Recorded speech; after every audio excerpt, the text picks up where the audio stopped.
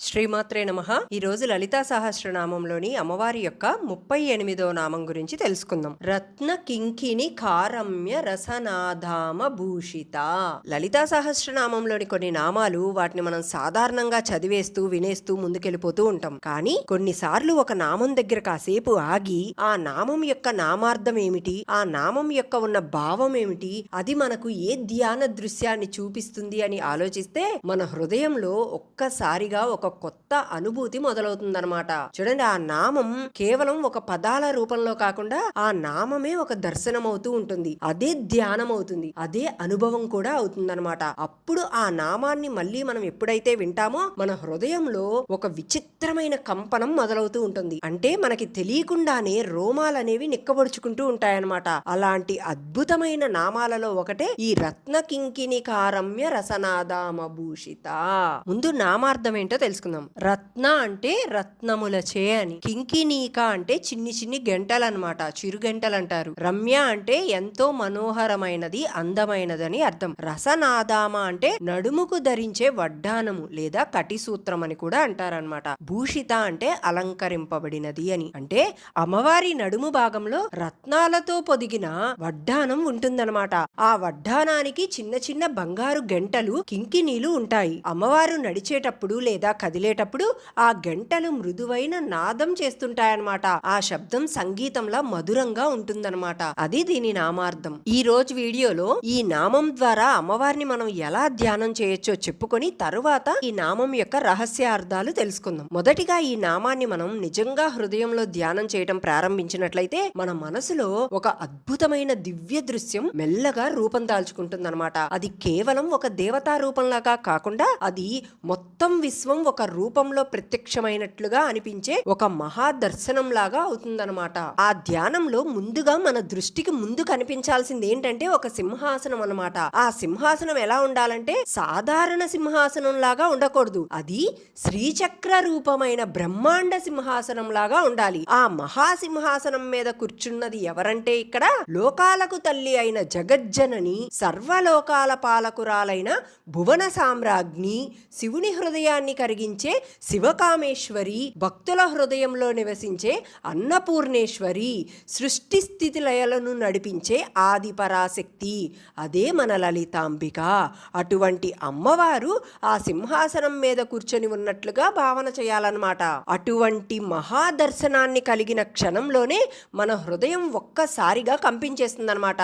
ఎందుకంటే అక్కడ రూపం కేవలం అందంగా కాదు, అది సాక్షాత్తు పరాశక్తి స్వరూపంగా కనిపిస్తుందన్నమాట మన కళ్ళకి. అటువంటి మన కళ్ళకు కనిపించే దృశ్యం అమ్మ కళ్ళల్లోని అపారమైన కరుణ, అమ్మ ముఖంలోని అనంతమైన శాంతి, అమ్మ చుట్టూ ఉన్న ఒక దివ్య కాంతి వలయం. ఆ కాంతిని చూడగానే మన మనసులో ఉన్న భావాలన్నీ కూడా మనం మర్చిపోతామన్నమాట. అందుకే చూడండి, మనం ఉదాహరణకి ఆలయాలకు వెళ్ళాలి అనుకున్నప్పుడు మన మనసులో ఎన్నో కోరికలతో మనం బయలుదేరతాం. కానీ ఎప్పుడైతే ఆ దేవతామూర్తిని చూడగానే కోరుకోవాల్సిన కోరికలు, మన మనసులో ఉన్న భావాలన్నీ కూడా కరిగిపోయి మన కళ్ళు మాత్రం అలానే దేవతామూర్తుల్ని చూస్తూ నిలబడుతూ ఉంటాయన్నమాట. అలానే ఇక్కడ కూడా ఆ కాంతిని చూడగానే మన మనసులోని మాటలు, భావాలన్నీ కూడా మన మనసే మర్చిపోతుందన్నమాట. మన హృదయం ఒక్కసారిగా కరిగిపోతుంది. మనలో తెలియకుండానే మన శరీరం స్పందించే మొదటి పలుకు అమ్మా, ఆ ఒక్క మాటే వస్తుంది. ఎందుకంటే అక్కడ ఉన్నది ఎవరు?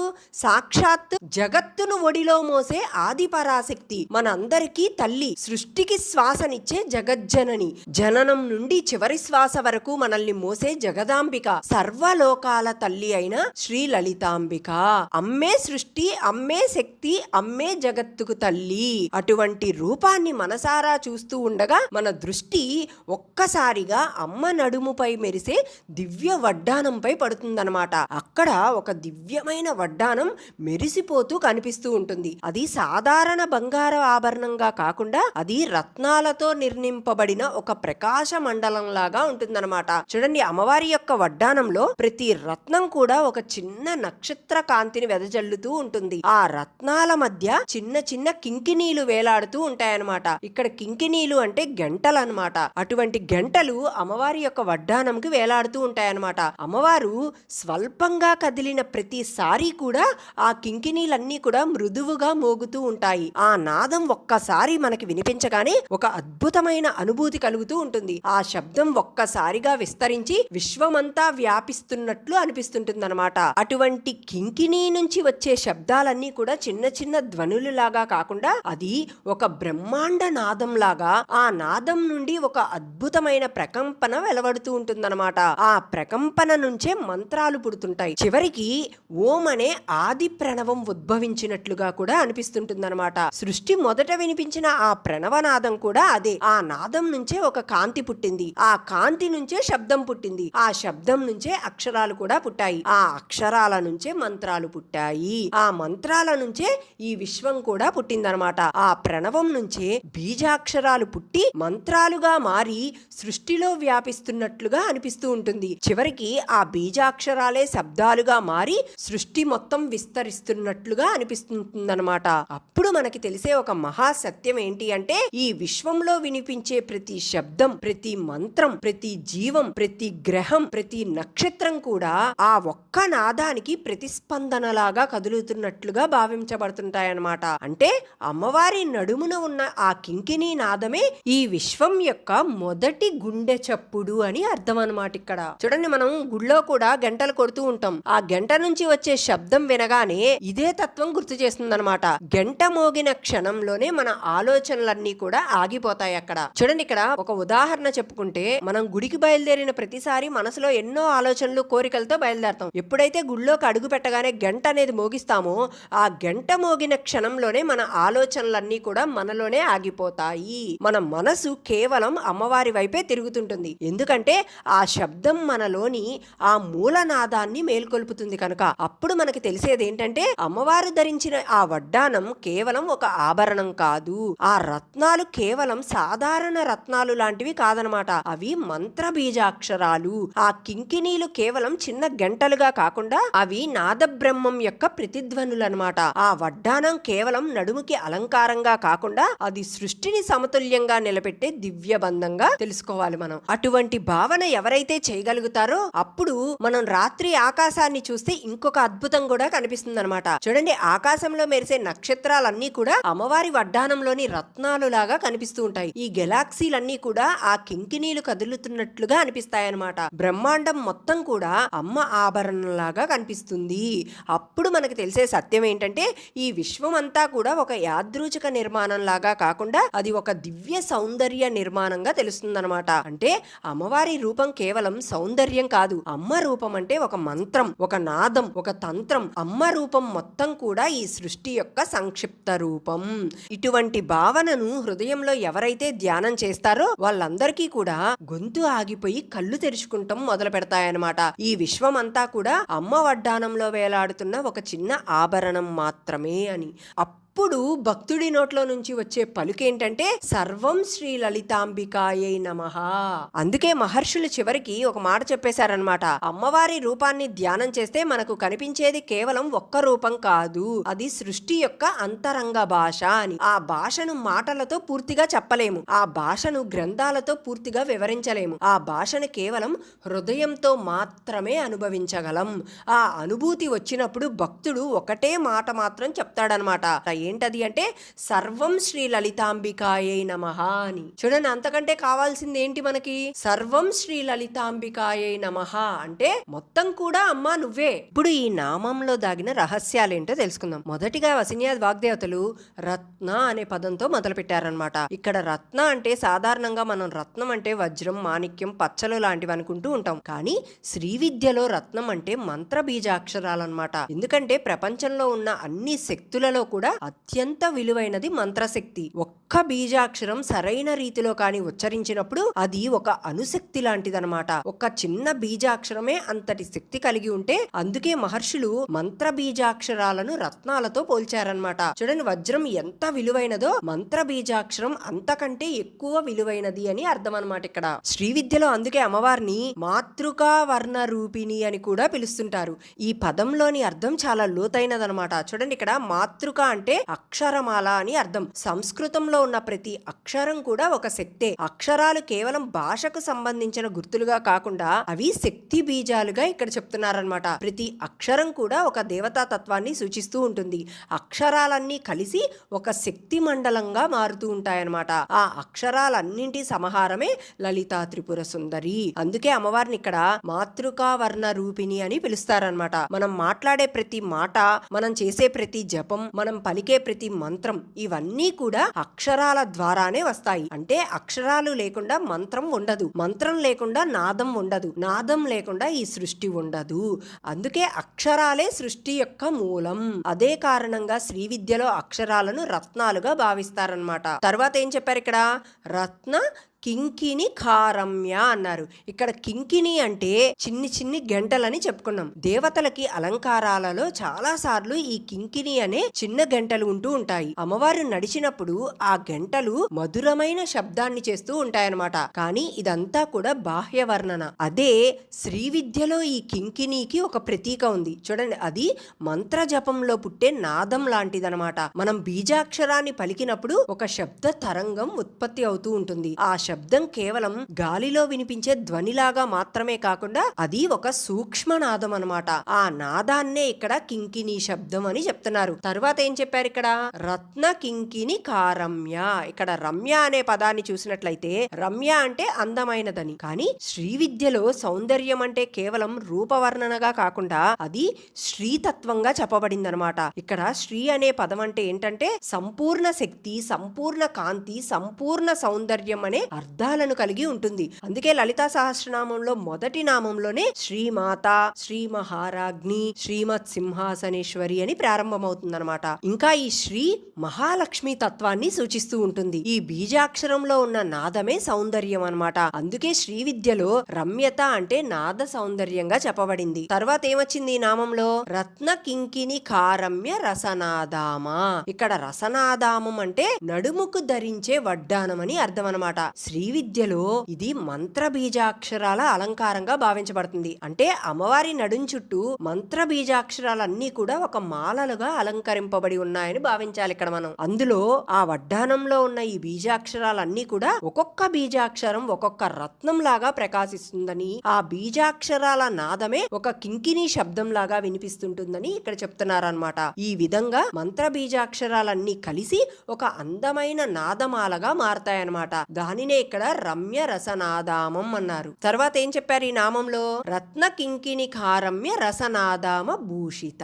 ఇక్కడ భూషిత అనే పదాన్ని చూసినట్లయితే అలంకరింపబడినది అని అర్థం అనమాట. అమ్మవారు రత్నాలతో అలంకరింపబడి ఉన్నారని చెప్పడం మాత్రమే కాకుండా అమ్మవారు ఇక్కడ నాదంతో అలంకరింపబడినది అని చెప్తున్నారు ఇక్కడ. అంటే సృష్టిలో ఉన్న ప్రతి శబ్దం కూడా అమ్మకి అలంకారమే, ప్రతి మంత్రం కూడా అమ్మకి అలంకారమే, ప్రతి అక్షరం కూడా అమ్మకి అలంకారమేనమాట. అందుకే నేను ఈ లలితా సహస్రనామం చెప్పేటప్పుడు మొదటి వీడియోస్ లోనే చెప్పానన్నమాట. మనం బాహ్య పూజ కంటే కూడా మానసిక పూజ అనేది చాలా ఉత్తమం. మనం బాహ్యంగా పూజ చేసినట్లయితే ఏం కావాలి? పండ్లు, నైవేద్యాలు, దీపధూపాలు ఇవన్నీ కావాలి. కానీ మానసిక పూజలో ఇవేమీ అవసరం లేదు. అమ్మ నామమే ఒక నైవేద్యం, అమ్మ నామమే ఒక దీపారాధన, అమ్మ నామమే ఒక ధూపం, అమ్మ నామమే ఒక పుష్పం. మానసిక పూజ చేసినప్పుడు మన మనసంతా కూడా అమ్మ మీదే ఉంటూ ఉంటుంది. అమ్మ నామం పలికినప్పుడు తెలియకుండానే మన కళ్ళల్లో నీళ్లు వస్తాయన్నమాట. అమ్మ గురించి ఎవరైనా చెప్తున్నప్పుడు మన చెవులు తెలియకుండానే అక్కడికి వెళ్తుంటాయన్నమాట. ఇటువంటి మానసిక పూజ చేసే భక్తులు అమ్మవారికి ఎంతో దగ్గరగా ఉంటూ ఉంటారన్నమాట. అది భూషిత అంటే. పురాణాలలో మన మహర్షులు చెప్పింది ఏంటంటే నాద బ్రహ్మం జగత్ సర్వం అని. అంటే ప్రపంచం మొత్తం కూడా ఒక నాదమే, ఆ నాదమే ఒక శక్తి, ఆ శక్తే ఒక తల్లి. ఆ తల్లి ఎవరిక్కడ అంటే లలితాంబిక. అందుకే రత్న కింకిణి కారమ్య రసనాదామ భూషిత అనే నామం కేవలం ఒక అలంకార వర్ణనగా కాకుండా అది ఒక మంత్రతత్వంగా, అది ఒక నాద రహస్యంగా, అది ఒక శ్రీచక్ర తత్వంగా చెప్పబడింది. ఈ నామంలో దాగిన మరొక రహస్యం ఏంటంటే చూడండి, మనిషి శరీర నిర్మాణాన్ని ఒక్కసారి గాని గమనించినట్లయితే ఒక అద్భుతమైన సమతుల్యత కనిపిస్తుంటుంది. భూమికి భూమధ్య రేఖ ఉన్నట్లే మనిషి శరీరానికి కూడా నడుము ఒక మధ్య బిందువులాగా ఉంటుందన్నమాట. భూమధ్య రేఖ భూమిని ఉత్తరార్ధగోళం, దక్షిణార్ధగోళం అర్ధగోళంగా విభజించినట్లుగానే నడుము కూడా మనిషి శరీరాన్ని పైభాగం కింద భాగంగా సమతుల్యంగా విభజిస్తుందన్నమాట. ఈ కారణంగా నడుము భాగం శరీర నిర్మాణంలో ఒక ముఖ్యమైన కేంద్రంగా చెప్పబడింది. మగవారికి మొలతాడు ఉండటం, స్త్రీలకు వడ్డానం ఉండటం కూడా ఈ మధ్య బిందువుకి సంబంధించిన సాంప్రదాయం అన్నమాట. అది కేవలం ఒక అలంకారంగా కాదు, అది శరీర సమతుల్యతకు సూచిక అన్నమాట. స్త్రీలు ధరించే వడ్డానం మన చీర కుచ్చిళ్లు బయటికి చెదరకుండా పట్టి ఉంచడమే కాకుండా మన నడుము భాగాన్ని మరింత అందంగా చూపిస్తూ ఉంటుందన్నమాట. అంటే స్త్రీ శరీర సౌందర్యంలో నడుము ఒక ముఖ్యమైన ఆకర్షణ కేంద్రంగా చెప్పబడింది. అందుకే వడ్డానం ఆ సన్నని నడుముకు మరింత శోభను, కాంతిని చేకూరుస్తూ ఉంటుందన్నమాట. జ్యోతిష్య శాస్త్ర ప్రకారం కూడా మనిషి శరీరంలోని ప్రతి భాగానికి ఒక రాశి సంబంధం అనేది ఉంటుంది. ఆ నడుము ప్రదేశం తులా రాశికి సంబంధించిందని, తులా అంటే సమతుల్యత అని, తులా అంటే తూకం అని, అంటే రెండు వైపులా సమబరువుగా ఉంచే స్థితి అని అర్థం అన్నమాట. ఇదే శరీర నిర్మాణంలో నడుముని సూచించే భావం. అందుకే జ్యోతిష్య శాస్త్రంలో నడుము భాగాన్ని తులా రాశితో అనుసంధించారన్నమాట. అన్ని రాశులతో పోలిస్తే తులా రాశి అనేది సౌందర్యానికి, ఆకర్షణకు సూచన అన్నమాట. అందుకే ఇంగ్లీష్ లో దీన్ని లవ్లీ లిబ్రా అని అంటారు. తులా రాశి ఉన్న వారిలో సహజమైన ఆకర్షణ, సౌందర్యాభిరుచి ఎక్కువగా కనిపిస్తూ ఉంటుందన్నమాట. అటువంటి ఈ తులా రాశికి అధిపతి ఎవరంటే శుక్రుడు. శుక్రుడు అంటే కేవలం ఒక గ్రహం మాత్రమే కాదు, అతను సౌందర్యానికి, ప్రేమకి, కళలకి, సంగీతానికి, శుభానికి సూచికగా చెప్తారన్నమాట. జ్యోతిష్యంలో శుక్రుడిని శుభగ్రహంగా భావిస్తారు. అందం, అలంకారం, సౌఖ్యం, ఆనందం ఇవన్నీ కూడా శుక్రతత్వానికి సంబంధించినవిగా చెప్పబడుతుందన్నమాట. అందుకే అమ్మవారి యొక్క నడుము భాగంలో ఉన్న ఈ వడ్డానం గురించి చెప్పేటప్పుడు వసిన్యాది వాగ్దేవతలు ఎంతో ప్రేమతో వర్ణించారన్నమాట. శుక్రతత్వం ఉన్న ప్రదేశం కావడంతో ఆ నడుము ప్రాంతం సహజంగానే సౌందర్యంతో నిండి ఉంటుంది. ఆ ప్రాంతంలో రత్నాలతో మెరిసే వడ్డానం ఉండడం వల్ల అమ్మవారి రూపం మరింత ప్రకాశవంతంగా కనిపిస్తుందంట. ఆ నడుము అలంకారాన్ని ఆదిశంకరాచార్యులు వారు సౌందర్య లహరిలో ఎంతో అందంగా వర్ణించారు. సౌందర్య లహరిలో ఆదిశంకరాచార్యులు వారు అమ్మవారి యొక్క రూపాన్ని క్రమంగా వర్ణించడం ప్రారంభిస్తారనమాట. ఆ వర్ణనలో ఒక ప్రత్యేకమైన క్రమం ఉంటుంది. ముందుగా శంకర్లు వారు అమ్మవారి యొక్క నడుము భాగాన్ని వర్ణిస్తారు. ఎందుకంటే అది శరీర సమతుల్యతకు కేంద్రం కనుక. అక్కడి నుంచి ఆయన క్రమంగా అమ్మవారి యొక్క సంపూర్ణ రూపాన్ని వర్ణిస్తారనమాట. ఇలా చెప్పడం ద్వారా ఒక ధ్యాన పద్ధతిని కూడా చెప్పారనమాట. అమ్మవారిని ధ్యానం చేసే సాధకుడు ముందుగా ఆ నడుము భాగంలో మెరిసే వడ్డానాన్ని ఊహించాలి. ఆ వడ్డానంలోని రత్నాలు మెరుస్తుండాలి. చిన్న చిన్న కింకినీలు మృదువుగా మోగుతుండాలి. ఆ నాదం వినిపిస్తూ ఉండగా సాధకుడి మనసులో ఒక్కసారిగా ప్రశాంతమవుతుందన్నమాట. అక్కడి నుంచే క్రమంగా అమ్మవారి యొక్క సంపూర్ణ రూపం మన మనసులో ప్రత్యక్షమవుతుంది అని శంకర్లు వారు చెప్పారన్నమాట. ఇది ఈ విధంగా చూసినట్లయితే వడ్డానం అనేది ఇక్కడ ఆభరణంగా కాకుండా సౌందర్యానికి ప్రతీకగా, సమతుల్యతకు ప్రతీకగా చెప్పబడింది. అది శుక్రతత్వానికి ప్రతీకగా కూడా అందుకే చెప్పడం జరిగిందనమాట. అందుకే లలితా సహస్రనామంలోని అమ్మవారికి నడుముకు ఉన్న రత్న కింకిని వడ్డానం గురించి ప్రత్యేకంగా చెప్పారు ఇక్కడ. ఈ భావనను ఎవరైతే ధ్యానం చేయగలుగుతారో వారందరికీ కూడా ఒక అద్భుతమైన దృశ్యం కళ్ళ ముందు కనిపిస్తూ ఉంటుంది. చూడండి, అమ్మవారి సింహాసనం మీద కూర్చొని ఉండటం, అమ్మ నడుమున ఉన్న రత్నాలతో మెరిసే ఈ కాంచీధామం ఉన్నట్లుగా భావించడం, ఆ కింకినీలు మృదువుగా మోగుతున్నట్లు అనిపించడం, అటువంటి నాదమంతా కూడా విశ్వమంతా వ్యాపిస్తున్నట్లుగా అనిపించడం, ఆ నాదం మన హృదయంలో ప్రతిధ్వనిస్తున్నట్లుగా భావించడం, ఇలా ఎవరైతే సాధకుడు చేయగలుగుతాడో అప్పుడు వారికి అర్థమయ్యేది ఏంటంటే